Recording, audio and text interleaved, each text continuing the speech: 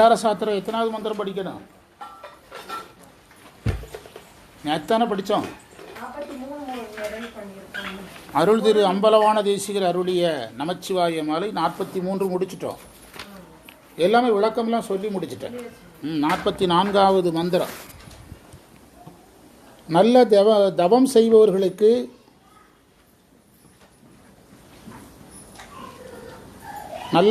செய்பவர்களுக்கு அருளை ஊட்டுகிறாய்.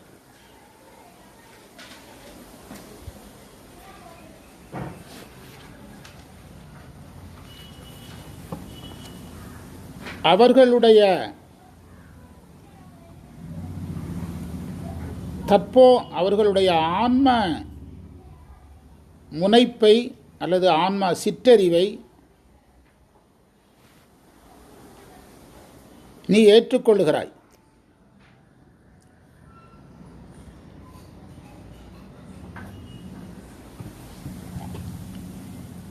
அவருடைய மலங்களை நீக்குகிறாய்.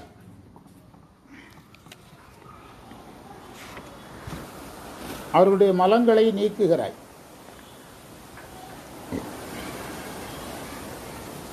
திருவாவடுதுறை வாழ் நமச்சிவாய குருவே,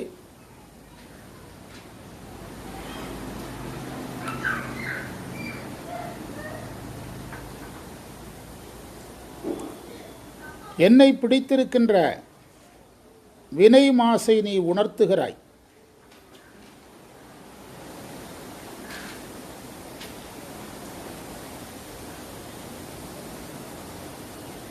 நான் செய்கின்ற செயலெல்லாம் உனக்காகவே செய்வேன்.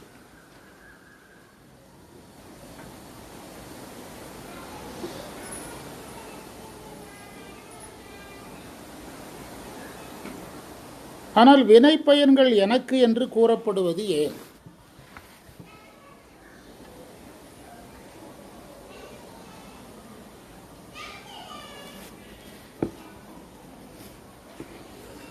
இந்த மந்திரத்து குறிப்புரையில் என்ன சொல்லியிருக்காங்கன்னா, இனி வரும் பாடல்கள்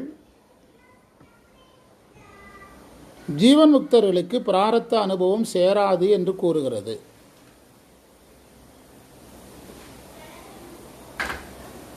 அப்படி கூறினால் அது அறியாமை என்று சொல்லுகிறதுன்னு குறிப்பு கொடுத்துருக்காங்க. இனி வர்ற பாடலில் எல்லாம் ஜீவன் முக்தர்களுக்கு என்ன சேராது? பிராரத்த அனுபவம் சேராது. அதனுடைய செய்தியை நம்ம பிரித்து பார்க்கலாம். தவம் செய்பவர்களுக்கு நீ அமுதத்தை ஊட்டுகிறாய்.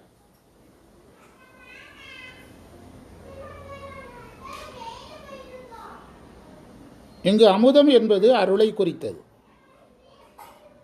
அருளார் அமுது திருவாசகம். அவர்களுடைய சிற்றறிவை அல்லது ஆன்ம அறிவை அவர்கள் உன்னிடத்தில் கொடுக்கிறார்கள்.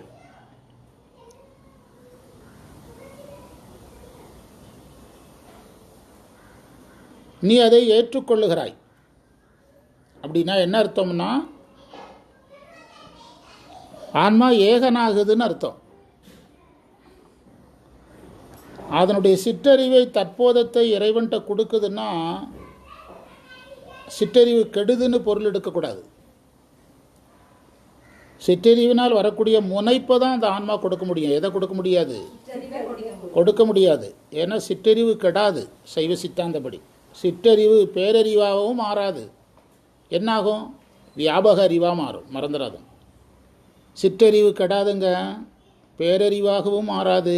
எதா மாறும்? வியாபக அறிவாக மாறும். ஏன் வியாபக அறிவாக மாறுது? ஆன்மா வியாபகமாகுது. அப்போ எதுவும் வியாபகமாகும். இப்போ தானே படித்து இங்கே சிவபிரகாசத்தில் நேற்று கூட முந்தா நாள் கூட படித்தவன், எனது வியாபக பொருளாக ஆன்மா இருக்குதுன்னு மேல்நிலை வகுப்பில் வருதில்ல. ஆன்மா பாசங்கள்லேருந்து விலகும்போது என்ன ஆகிருது?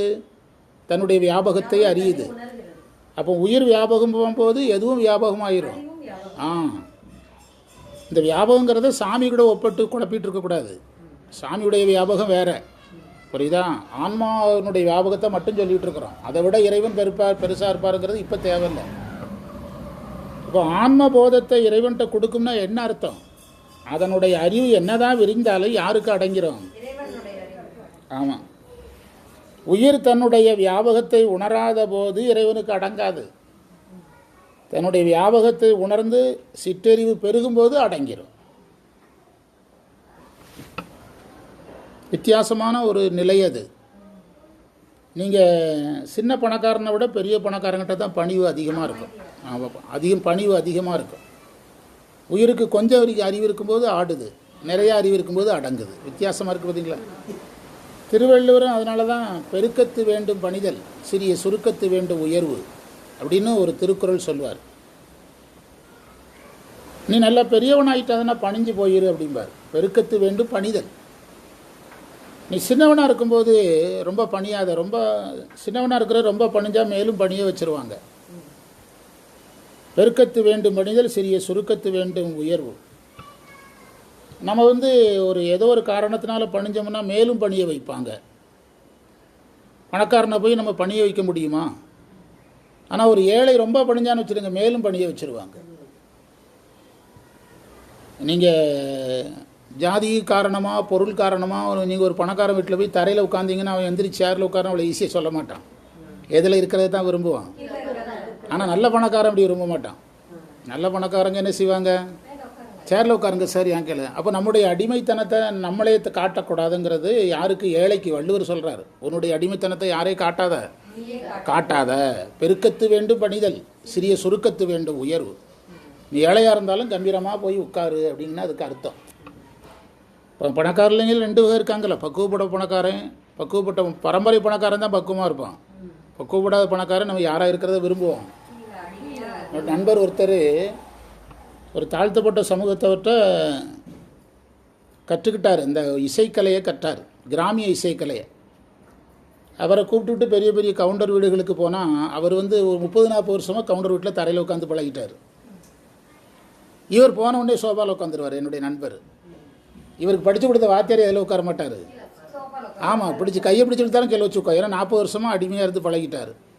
அதனாலேயே அவர் அவர் எங்கேயும் கூப்பிட்டு போகிறத தவிர்த்து, அதனால் அவர் நான் கற்றுக் கொடுத்தோம், அவருக்கு என்ன விசுவாசம் இல்லாமல் போச்சு, குரு விசுவாசம் இல்லாமல் போச்சுன்னு பெரிய சர்ச்சையாக மாறிச்சு.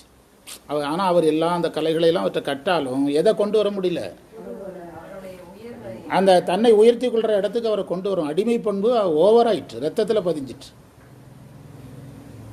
அதனால் ஆன்மா போதத்தை இறைவன்கிட்ட கொடுக்கும்னா என்ன அர்த்தம்? உயிரினுடைய அறிவு, உயிர் இருக்க வரைக்கும் உயிரினுடைய அறிவும் இருக்கும். இது ஏன் நான் இவ்வளோ நேரம் பேசுகிறேன்னா, வினாவென்பாவில் இது ஆராய்ச்சப்படுது, ஆராயறாங்க. சிற்றறிவு கெடுமா கெடாதா? சிற்றறிவு என்ன செய்யாது? கெடாது. ஆணவமலம் மறைக்கும் போது அறிவு இச்சை செயல் மறைங்கிச்சு, உயிர் ஒடுங்கிச்சு. ஆணவமலம் போயிட்டு ஒடுங்குது. அப்போ எது விரியும்? உயிர் விரியும். உயிர் விரிஞ்ச அளவுக்கு அப்போ வியாபகத்தன்மையை தான் உயிர் அடையும். ஆனால் அதனால் அதுக்கு அப்படியே முனைப்பு வந்தாலும் யார்கிட்ட கொடுத்துறோம்? இறைவன்கிட்ட கொடுத்து இறைவனுக்கு அடங்கும். அதான் ஏகனாகி இருக்கிற நிலையை தான் இந்த இடத்துல சொன்னார். அதிலே தொடர்ந்து வருது பாருங்கள், இறைவன் பாசத்தை நீக்குவார்னு வருது பார்த்தீங்களா? அதிலே நீங்கள் புரிஞ்சுக்கணும். வருதா வரலையா? உரையில் எழுதியிருக்கீங்க, புக்கு வச்சுருந்தா படித்து பாருங்கள். இல்லை, மேலே இருக்குது முதல் 3 வரியில், அவர்களை சேர்ந்து இருக்கும் பாசத்தை நீக்குகிறாய், நீ நீக்குகிறாயின்னு இருக்குதா? எழுதியிருக்கீங்களா இல்லையா? இப்போ தானே எழுதினீங்க. பாசத்தை நீக்குகிறாய் இருக்குதா? இல்லைன்னா சொல்லுங்க, அதுதான் கேட்குறேன். புக்கு வச்சுருக்கீங்களா நீங்கள்? 44வது மந்திரம்ங்க, புக்கு முதல் 3வது வரி பாருங்கள்.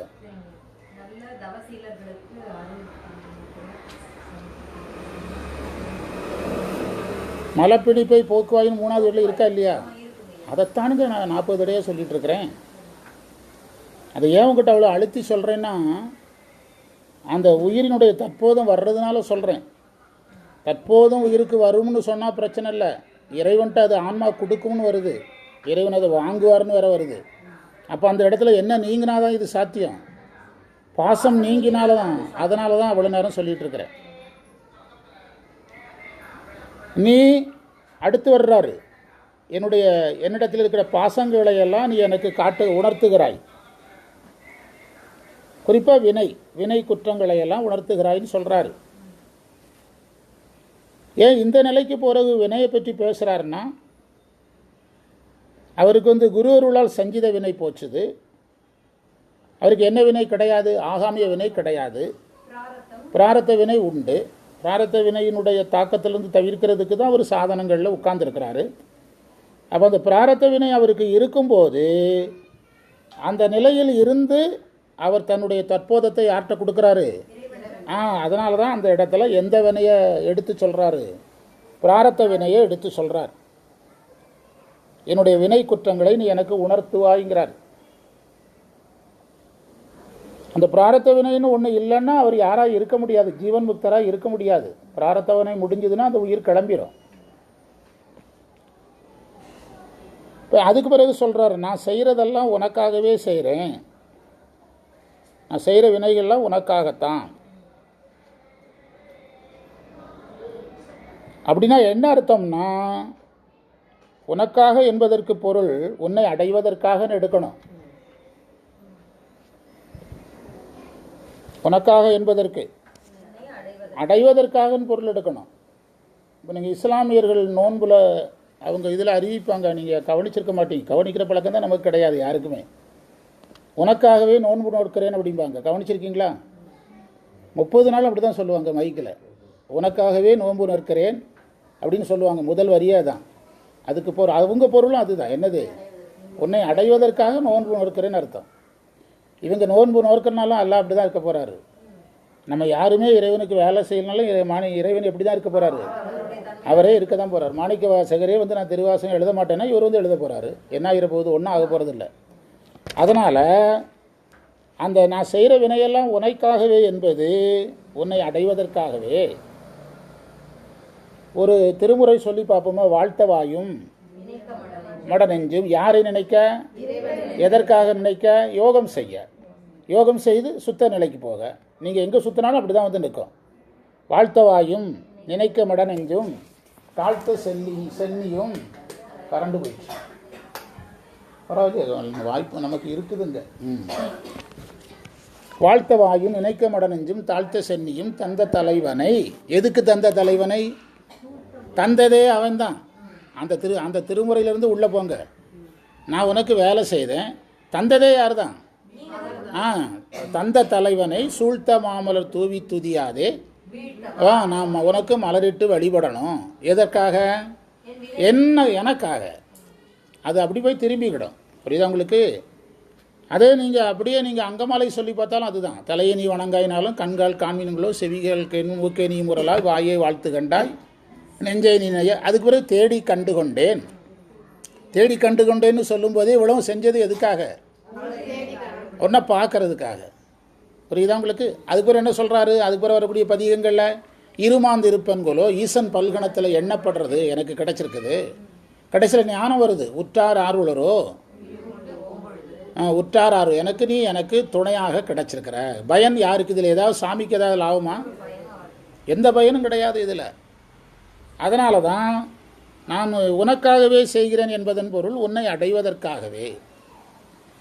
யாது நீ பெற்றது ஒன்று என்பால் சொல்லிட்டார்ல யாரு? மாணிக்க வாசகர். நான் உனக்கு என்னால் அறியா பதம் தந்தாய் எனது அறியாதை கெட்டேன்னு ஒரு இடத்துல சொல்கிறாரு. யாது நீ பெற்றது ஒன்று என்பால் உயிரால் இறைவன் அடையக்கூடியது ஒன்றுமே கிடையாது.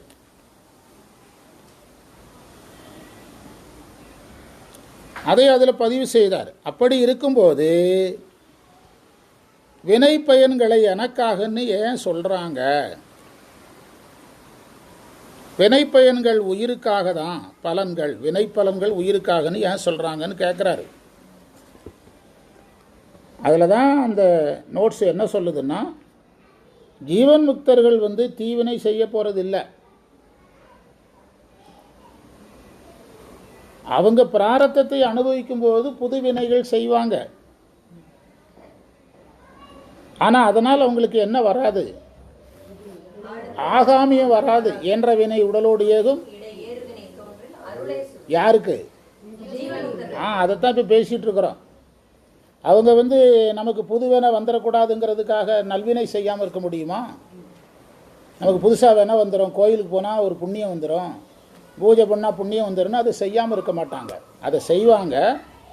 அவங்க வந்து சிவமாம் தன்மையில் நின்று செய்கிறதுனால அந்த செயல்களெல்லாம் யார் செயலாயிரும்? இறைவன் செயலாயிரும். அவங்களுக்கு ஆகாமியும் கிடையாது. எனவே அவர்கள் செய்த புதிய வினைகளை வைத்து அவங்களுக்கு பிராரத்த எந்த நுகர்ச்சியும் புதுசாக வரப்போகிறதில்ல. பிராரத்த வினை வந்து அவங்களுக்கு எதை தாக்காது?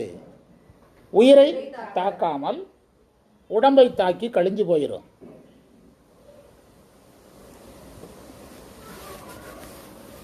இறைவன் அதை ஏற்றுக்கொள்றதுனால அவங்களுக்கு அது உடல் ஊழாய் கழியும், உயிர் ஊழாய் கழியாது.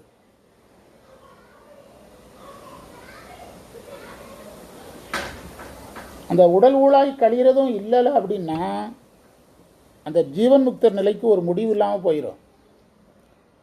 அது உடல் ஊழாய் கழிய வச்சாதான் அந்த உடம்பு வந்து அவங்கள விட்டு போகும். நீங்கள் உடம்பையும் தாக்காதுன்னு வச்சுக்கிடுங்க, எல்லாரும் உடம்போடு இருந்துருவாங்கள கோடிக்கணக்கான ஆண்டுகள். அது உடல் ஊழாய் தாக்கும்போது தான் அது டேமேஜ் ஆகி அதுலேருந்து அவங்க கிளம்புவாங்க. புரியுதா உங்களுக்கு? அது பெரிய, அதை நம்ம தனியாக ஆராய்ச்சி பண்ணணும். உடல் உழாய் கழியும்னு தான் சொல்கிறாங்களே தவிர விரிவாக சொல்லவே மாட்டேங்கிறாங்க. ஏன் உடல் உழாய் கழியும்? உடல் உழாய் கழியும்னா என்ன? அது உடல் உழாய் கழியும் போது என்ன நடக்கும்? அது சம்மந்தமாக நிறைய ஆராய்ச்சி பண்ணணும். அது என்ன தெளிவு இல்லாமல் இருக்குது. இப்போ நான் சொல்கிறது உங்களுக்கு புரிஞ்சுதான். இப்போ உடல் உழாய் கழியாமலும் பண்ணலாம் இறைவன். ஆனால் அப்படி பண்ணினா எது டேமேஜ் ஆகாது, அப்படியே இருப்பாங்க. அப்போனா அவங்களுக்கு லைஃப்பில் சுத்த ஜீவன்முக்தராக இருக்கிறதே நம்முடைய சைவத்தின் நோக்கம் அல்ல. பரமுத்திக்கு போகணும். என்ன முத்திக்கு போகணும்? உடம்பில்லாத பரமுத்திக்கு போகணும். அப்போ இது டேமேஜ் ஆகிறதுக்கு அது பயன்படவும் செய்யுது. எது? பிராரத்தத்தை உடம்பு அனுபவிக்கும் போது அது டேமேஜ் ஆகிறதுக்கு ஒரு வழி. அதனால தான் ஞானிகள் வந்து உடம்பு அழிகிறத விரும்புகிறாங்க. அதனால தான் மாணிக்கவாசர் முட்டிலேன் தலைகிறேன் செத்திலாப்பத்து வாழாப்பத்து செழுங்கடல் புகையிலேன்லாம் அந்த அர்த்தம் தான். உடம்பை இழிவாக பேசுனது, மொய்ப்பால் நரம்பு கயிறாக அப்படின்னு சொன்னதெல்லாம் இது என்னது? அது பிராரத்த வினையினால் போகிறது தானே, அது என்ன வேணாலும் ஆகிட்டு போட்டு அப்படிங்கிற முடிவில் அவங்க சொல்கிறது தான் அதற்கு காரணம். இப்போ வந்து அவங்க திருநாவுக்கரசருக்கு வந்து நம்ம வந்து இறைவன் திருவடிக்கு போக போகிறோம் அப்படின்னு அவருக்கு தெரியுது. புண்ணியா, இவர் தான் கேட்டு வாங்குறார். புண்ணியா உன்னடிக்கே போதுகின்றேன் பூம்புகரூர் மேவிய புண்ணியனே அப்படின்னு கேட்குறாரு. அப்படி கேட்டு அவர் போகிறாரு. இப்போ நீங்கள் புகழ்ச்சோழ நாயனார் ஒரு நாயனார், அவருடைய பிராரத்தம் எந்த இடத்துல முடியுது? நெருப்பில் அவர் இறங்குறதுனால முடியுது. நினச்சி பாருங்க. எதில்? அவர் என்ன அப்படியே இருந்து உடம்பு அப்படியே சாஞ்சி ஆவி அப்படி ஜோதியாக கிளம்பிச்சா? கொழுந்து விட்டு எரிகிற நெருப்புக்குள்ளே தான் எது பிரியுது? அவருக்கு உயிர் பிரியுது. நாயன்மார்களை ஒவ்வொருத்தரும் அப்படி படித்து பாருங்கள். இந்த மாதிரி சூழலில் உயிர் போனவங்க பட்டியலில் எடுங்க, அப்படி நினச்சி பாருங்கள். அப்போது அந்த பிராரத்தம் தாக்கம்னு ஒன்று இல்லைன்னா அவங்க வந்து காலத்தை கடந்து என்ன செய்ய ஆரம்பிச்சிருவாங்க? வாழ ஆரம்பிச்சிருவாங்க. அப்போ பரமுத்தி என்பதே இல்லாமல் போயிடும். அந்த உடல் உழாய் கழிதல் ஏன் இறைவன் வச்சிருக்காருன்னா அதுவும் எதனுடைய நன்மைக்காக தான்? உயிரினுடைய நன்மைக்காக.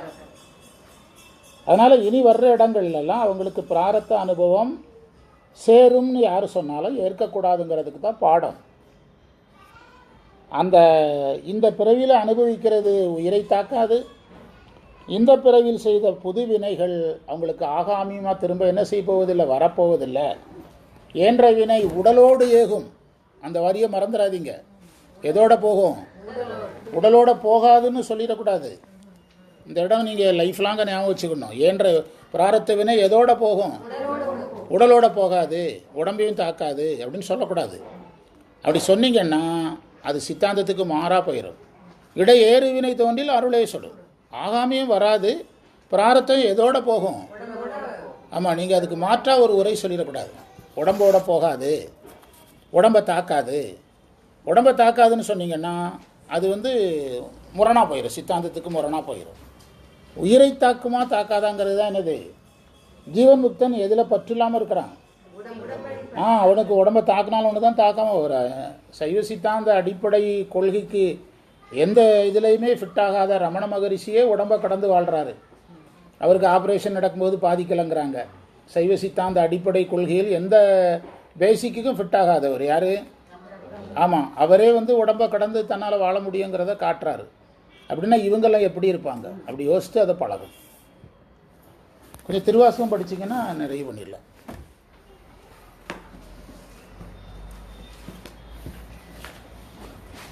இந்த இடத்துக்கு நீங்கள் அந்த ஒரு வரி ஞாபகம் வைக்கணும். ஏன்ற விடை உடலோடு ஏகும், ஏன்றவினை உடலோடு ஏகுங்கிறத மறுக்கக்கூடாது. விவரம் தெரியாமல் உடம்பையும் தாக்காதுன்னு இருவாங்க.